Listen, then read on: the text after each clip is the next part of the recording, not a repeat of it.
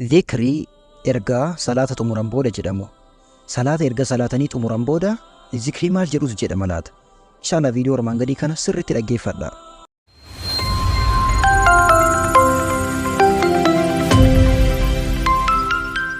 Bismillahirrahmanirrahiim. Assalaamu alaykum warahmatullaahi wabarakaatu.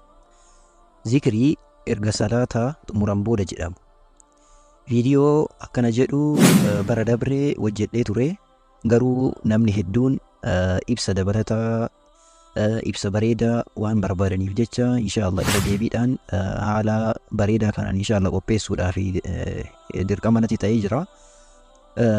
Viidiyoo kana inshallah hanga xumuraatti sirriitti ilaalaa, sirriitti irra deddeebiidhaan dhaggeeffadhaa. Yaa'u zikriin kun umrii keessan guutuu jireenya keessan guutuu keessa isin barbaachisaa. Yeroo takkatti tan yoo tolchetanii dhaggeeffattanii ittiin qabattan yeroo mara isin fayyadaa. Sirriitti dhaggeeffadhaa. Khayriin kun akka nama biroo birallee gaheetiin ajrii irraa argattanii fi sheer godhaatii nama biraatiif dabarsa.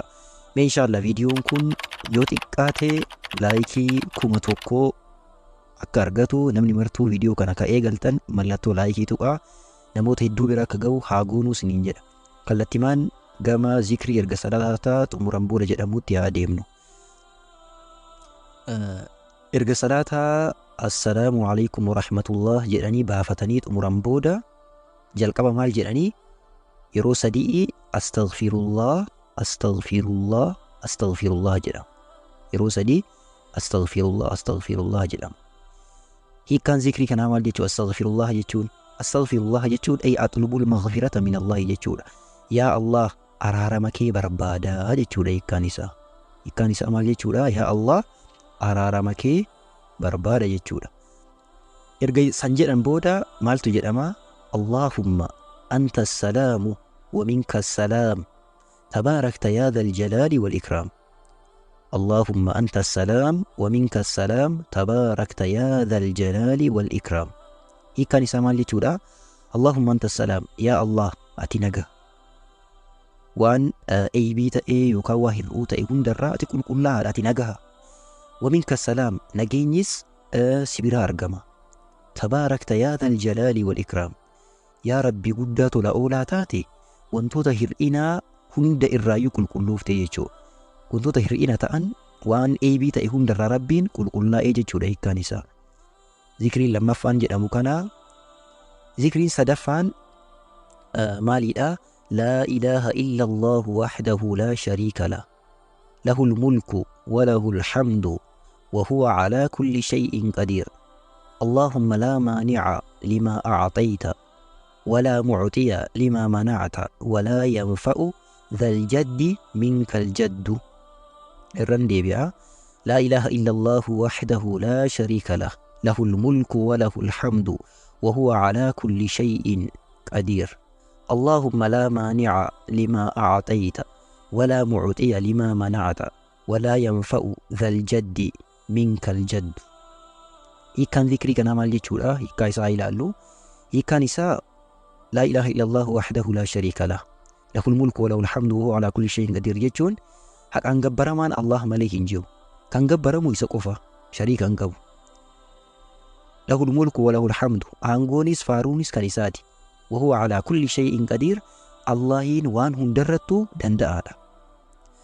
اللهم لا مانع لما أعطيت.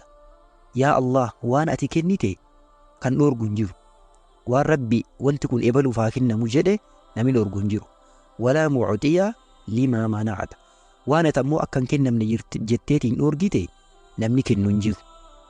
سبحان الله. ولا ينفع ذا الجد منك الجد. أباك أبينا أبا أنغو أبا درم مادا نما دريسا درم ما نسا سبراتي سنفيد كسبرا فيد مالي دلقا غاريك وفق فيد يوم لا ينفع مال ولا بنون إلا من أتى الله بقلب سليم جل ربي وياك أما كان ما فيدو ربي برا كان ما فيدو مالي دلقا غاري نما فيد مالي أنغون اللي جبين اللي قبين اللي نما فيدو يجو. ذكرين صدفان جرامو كان التاني ذكرين أفرف الرجرامو لا إله إلا الله وحده لا شريك له له الملك وله الحمد وهو على كل شيء قدير. لا حول ولا قوة إلا بالله لا إله إلا الله ولا نعبد إلا إياه له النعمة وله الفضل وله الثناء الحسن لا إله إلا الله مخلصين له الدين ولو كره الكافرون. الربيع لا إله إلا الله وحده لا شريك له له الملك وله الحمد وهو على كل شيء قدير لا حول ولا قوة إلا بالله لا إله إلا الله ولا نعبد إلا إياه له النعمة وله الفضل وله الثناء الحسن لا إله إلا الله مخلصين له الدين ولو كره الكافرون. hiikkaan dhikrii kanaa maal jechuu? hiikkaan dhikrii kanaa haqaan gabbaramaan Allah malee hin jiru. Kan gabbaramu isa qofa, shariika hin qabu. Aangoonis faaruunis kan isaati. Inni wanta hunda irratti danda'aadha. Wanta tokko irraa laa hawla walaa quwwata illaa billah jechuun, laa hawla jechuun waan tokko irraa waan birootti garagaluun. Namni tokko fakkeenya amma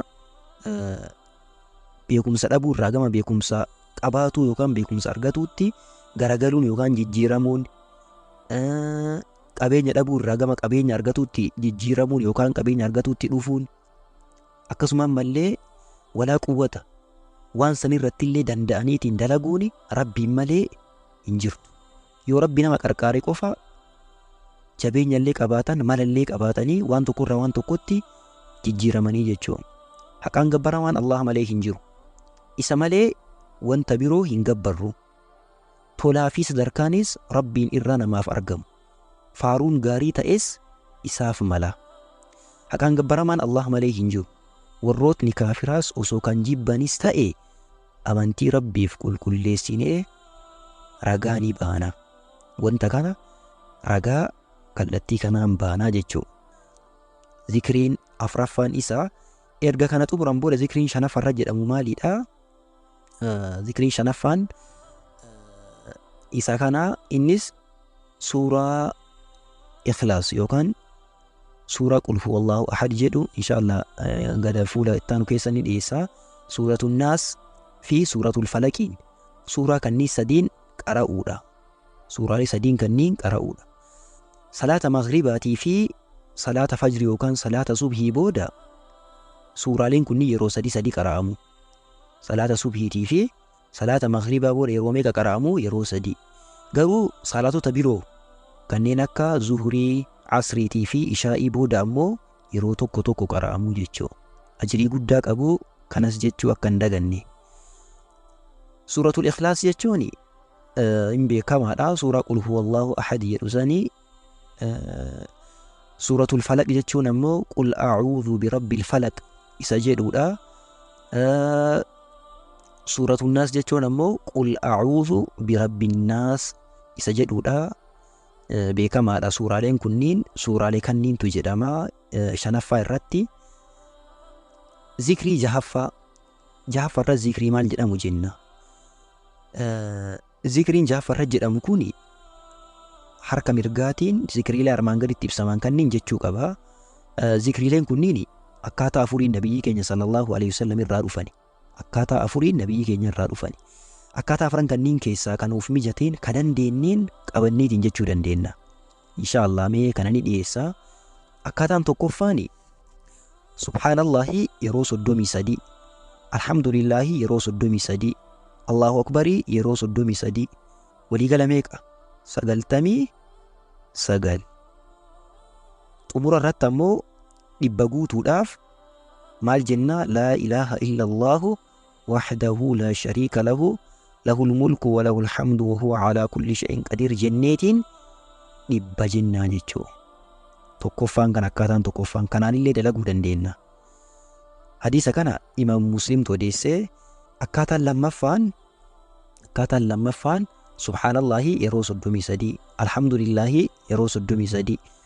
Meeqa olii gala? 66. Allahu akbarii yeroo 34 olii gala meeqa? 100. Kallattii kanaanillee jechuu dandeenya.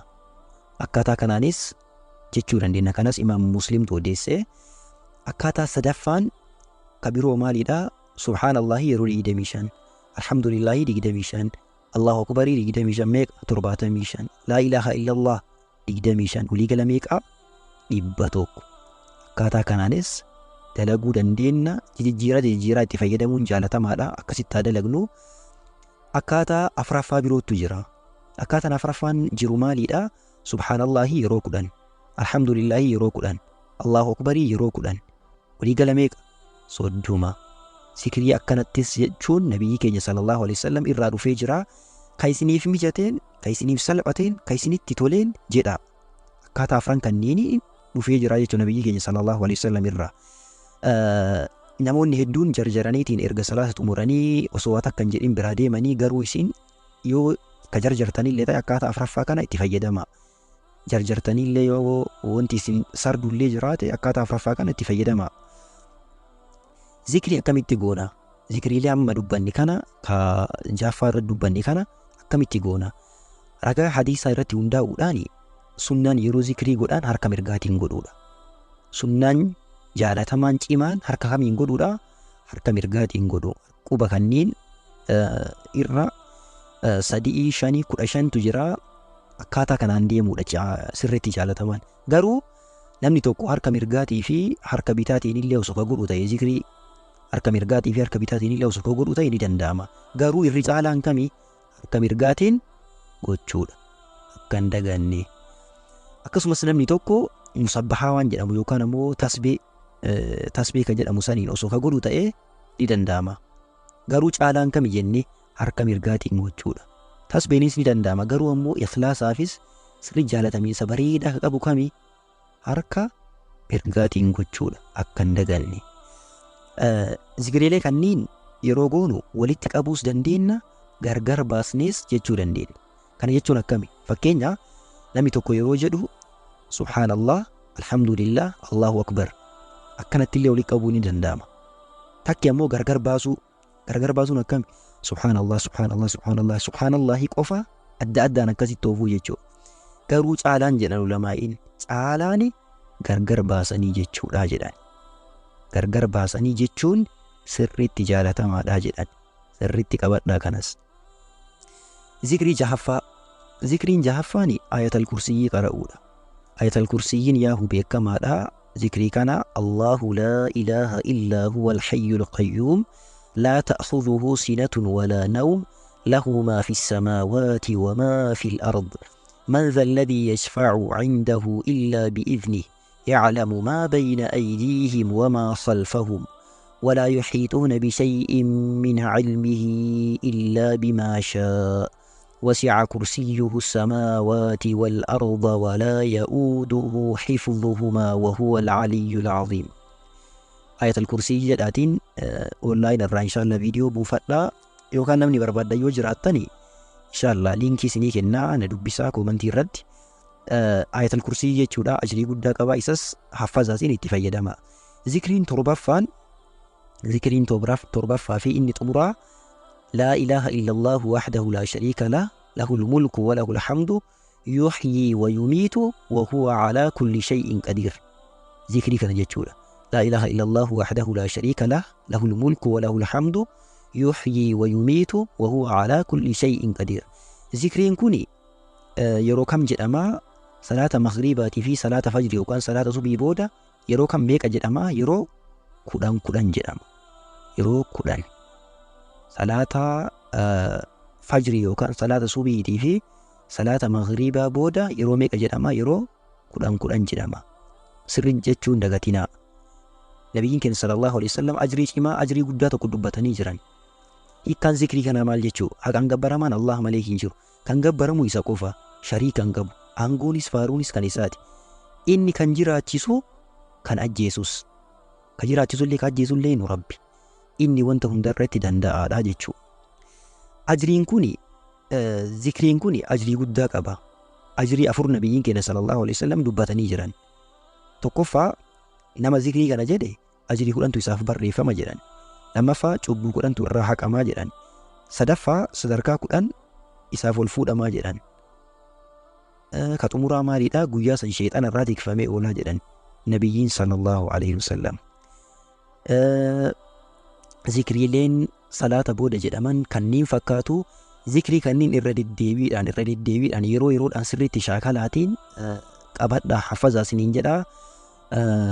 Barnoota dabalataatii fi barnoota nu kenninu yuutuubiidhaan mujaahid fillah jedha barreessaatiin nu argattu.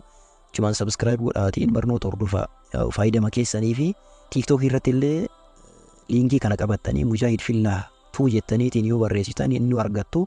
Telegiraamii irratti liinkii kanaan Abduu Islaam Apologist jettaniitiin yoo sarchi gootan nu argattu. Karaalee kanneen sadiiniin inshallah nu hordofuu hin dagatinaa. Barnoota islaamummaadhaa sirriitti qayyabadhaatiin hubadhaa. Nullee inshallah sirriitti isin qarqaarra isiniin jedhaa. Gaafis ta'ee yaada yoo qabaattan koomentii irratti dhiyeessuu dandeettanii. Akkasumas kitaaba kana namni barbaaddan karaa telegiraamii kanaan dhuftanii ni argattu. Akkasumas koomentii irratti kitaaba kana nuuf kenni yoo jettan inshallah isiniif kennaa. Gaafadhaa isiniin jedha. Yeroo gaarii isiniif haa ta'u. Nagaan naaf tura. Assalaamu alaykum wa rahmatullahi wa barakaatuh.